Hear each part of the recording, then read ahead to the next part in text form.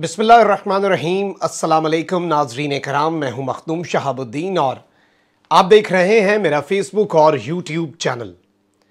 उम्मीद करता हूं आप सब लोग बखैर आफियत होंगे और जहां भी होंगे अपने अहले खाना समेत खुश भी होंगे और महफूज भी।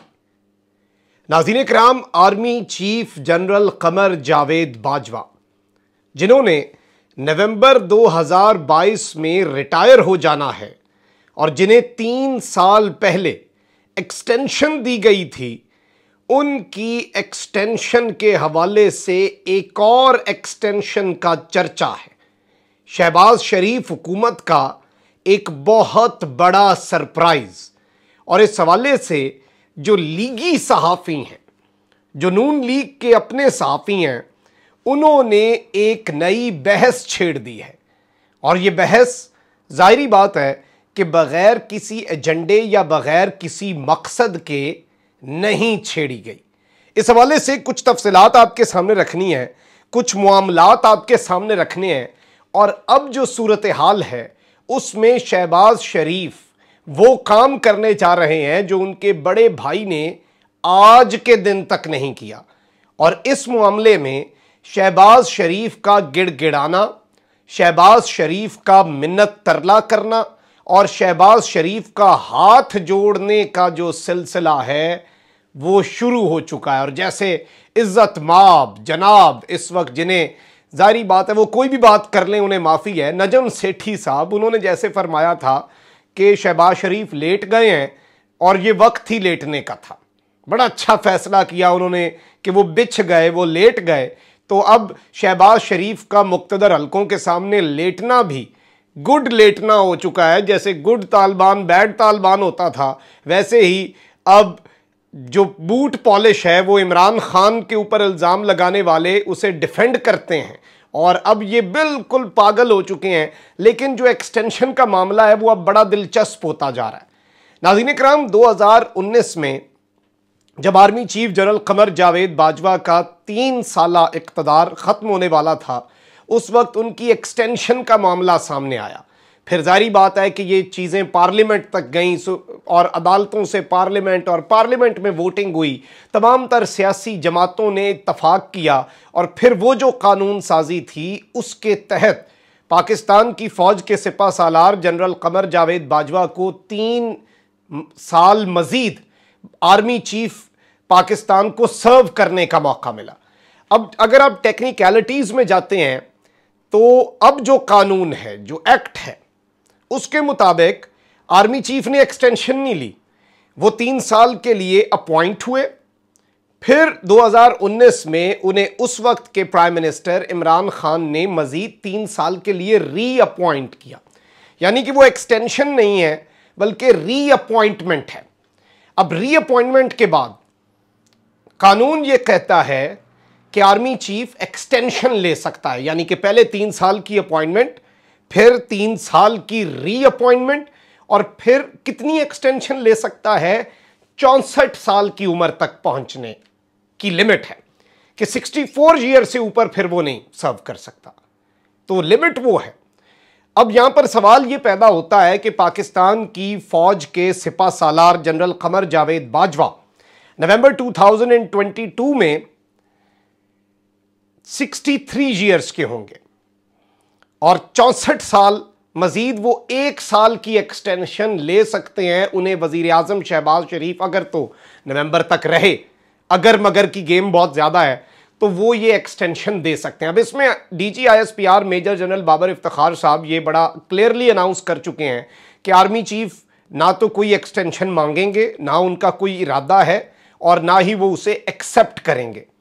और एक जो रूटीन का प्रोसीजर है, उसके बाद जो 4-5 सीनियर मोस्ट जनरल्स हुए, उनमें से उस वक्त जो वजीर आजम पाकिस्तान होगा वो आर्मी चीफ का इंतखाब करेगा, आर्मी चीफ को अपॉइंट करेगा और वो 3 साल के लिए आएगा।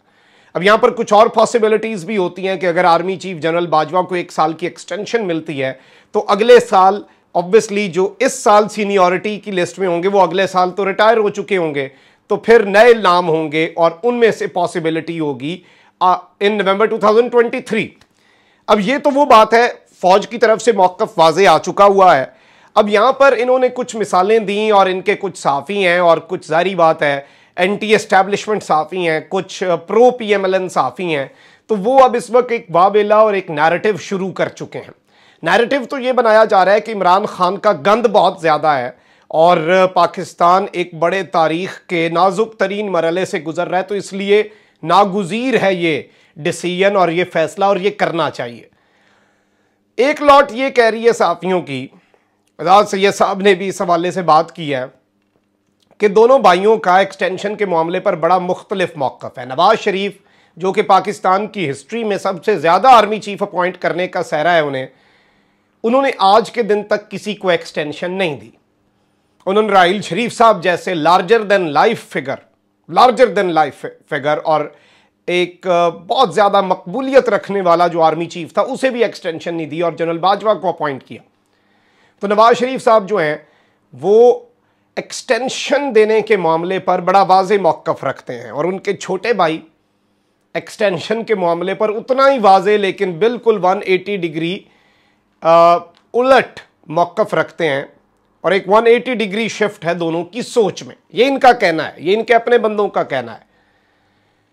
अब यहां पर कहा यह जा रहा है कि army chief general Qamar Javed Bajwa को शहबाज शरीफ साहब जो हमारे इंपोर्टेड वज़ीर आज़म हैं, जो हमारे सबसे बड़े पाकिस्तान के बैगर हैं, हम 22 करोड़ बैगर्स के वो भिखारी आज़म हैं, खुद कहते हैं, हम तो नहीं कहते, हमारी क्या मजाल, हम कौन होते हैं, इतनी बड़ी शख्सियत है वो।